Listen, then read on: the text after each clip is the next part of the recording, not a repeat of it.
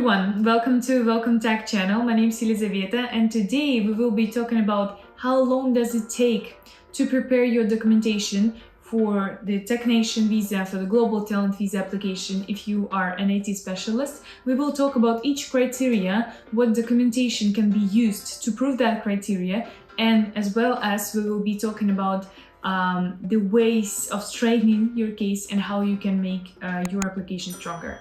So if you're interested in that, please stay with us.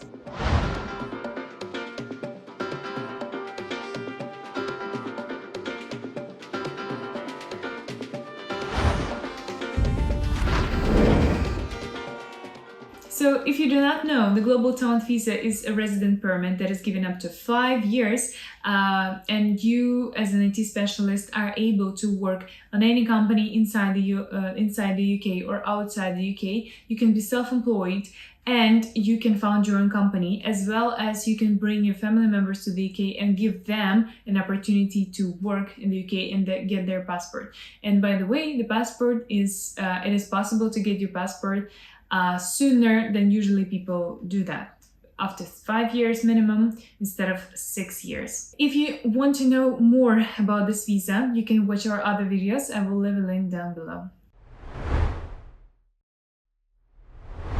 So there are 4 criteria to the Global Talent Visa. Out of these 4, you need to choose any 2 and start proving them in your Global Talent Visa application. So the first criteria is innovation, or for technician guidelines it goes as OC1.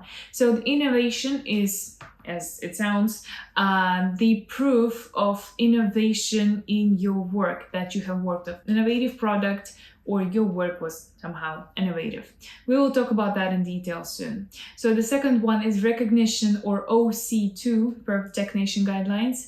It's everything that you have done outside of your main job. So this could be a lot of things that are related to IT, but they happened outside of your main job. The third one is OC3, or contribution. So this is something that you have done to the companies that you have worked for. And it does not depend whether you were front-end developer or you were CEO, right? Any role, but we need to show your impact to the development of a digital technology product. So the fourth criteria is OC4, or scientific contribution. If you're having a master's degree or PhD, you can go for that criteria and prove this by experience as a professor, or maybe writing scientific articles or something like that. So let's discuss in detail what can be applied as a part of proof and evidence for these 4 criteria, and how long does it take to prepare if you want to straighten your case. So the first one is innovation, and of course you need to think about that if you have worked on innovative product. The thing that is important to note here is that sometimes people are expecting to apply their MVP product or their startups, innovative startups, as a part of this. This is not a decent proof of innovation, because technician of course expects this product to have some financial results. They may be not that great as for OC3, for example, but financial results, they must take place. The second thing that we talk about in this criteria is usually patents. Of course, if your product is patented, and it's not that important whether you are a single inventor or there are some more people, or it's just a company's patent and you work on this product. Of course, these 2 last cases, they're weaker than having been the only inventor, but it's still possible to prove that. And having a patent is the best case and like the easiest case to prove this. So, and if you do not have a patent, it's still possible to prove that criteria, but your product must be recognized by a community to be innovative. For example, some conferences, digital technology conferences that talk about innovation, they mention this product. Or there is like a niche journal or some kind of a media that is related to digital technology, and they talked about your product there is as innovative. So usually people do not use this criteria to straighten their case, because and I think in my experience about and in 15 to 20% of our clients only, they go for innovation. It's not that popular. And it's, of course, it's a long time to get a patent or something like that. And for that reason, we are working on cases usually for 4 to 5 weeks. And building your whole case as well as innovation criteria will not take longer than that. The second criteria is OC2 and recognition, and I think this is one of the longest criteria to straighten and one of the most popular criteria to straighten too. So what is recognition though? Recognition and this criteria goes for everything that you have done outside your main job that is related to IT. So what can that be? So this can be any kind of publications, an article on sources like Medium, for example, but Medium itself is not eligible for the visa, but some sources like Medium, they are. Or if you had an article in like larger media, it's a very good thing. Also, public speaking experience goes very well for this kind of a criteria. If you had a public speaking experience, of course, you can apply. Then mentorship experience, and mentorship experience can include teaching in schools, teaching students, teaching young starting developers, for example. This is very important to note that your mentorship experience should be non-commercial, so you weren't paid for that. But if you were, sometimes it's also possible to prove that mentorship experience. But we are not paying attention to the fact that you were paid for that. I think these are the most popular things to go for to this criteria.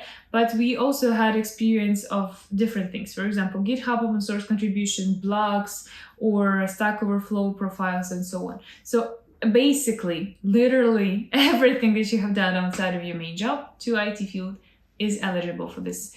And I think for 70% of people applying for the Global Talent Visa, this is the easiest criteria to gain, though it's the longest one. So if you're having 6 months to a year of time, you can build a great public profile on that. Even if you never had any like public speaking or writing or anything like that experience in the past. To 6 months to a year, you can build a great public profile and apply for the Global Talent Visa. Of course, it's a lot of time, but building a patent or, getting some additional contributions to the company or getting a master's degree or PhD is, of course, longer. So many people, they are going for that criteria. It's really, really important to note is that, of course, you can write these articles or you can go public speaking in a month. Why wait a year? The thing about that is every piece of your public profile, right? An article or public speaking experience or anything, they need to be not younger than 3 months. And this what makes your plan of getting this all in 1 month crash, right? Of course, if you never had any kind of a public speaking experience or GitHub contribution or anything, and you gain that all in a month and then apply for a Global Talent Visa, of course, this is suspicious. So this is why it is better to take your time to build a good strategy to your public profile, so it's all, like natural flow, and only then apply for the Global Talent Visa. So the third criteria is contribution, and it goes for OC3, it's contributions to the companies. So to that criteria, we need to show some kind of like objective metrics. So we need to show something from A to B, kind of a before and after. So for example, you started working in that company in 2018, for example, and you started working on this particular product. When you stopped working on this company, it was 2022. So this is 4 years, and we need to show a before and after. So this can be kind of that type of a graphic. Income, revenue, sales, speed of loading something. This can be everything that you were responsible for personally. So we need to show the contribution that you've made to the company, the good things that you've done there, the projects, maybe some strategies, anything. And we need to prove that by some real corporate information. For example, screenshots, dashboards, infographics, recommendation letters from your colleagues, and so on and so forth. Usually it's also people are, I think 95% of people are going for that criteria and they can cover it already. So this is why this criteria usually do not require any additional strengths, though sometimes you can need some additional information. There may be not enough screenshots, not enough dashboards, and you will need to ask your colleagues for additional things, ask your boss to write additional, to sign additional documentation and recommendation letters, and so on and so forth. So it usually does not take longer than 2 weeks additionally to these 4 to 5 weeks. And the fourth criterion is scientific contribution, or OC4. And this goes for master's degree and PhD. So if you have, for example, an experience of teaching students at universities, or you have experience in writing scientific articles, or you have an experience of public speaking, like in scientific field, for example, or maybe you have mentorship experience, but also for students, it can go for OC4. Again, people usually do not straighten that point because it takes a very long time for them to gain a master's degree or PhD. So for that case, if you are already going to get this criteria, you can mostly need to ask again for some additional criteria, additional recommendation letters, maybe from your laboratory that you have worked on, maybe from your professors, maybe some you've won some grants or things like that, and we will need to get some more additional evidence for that.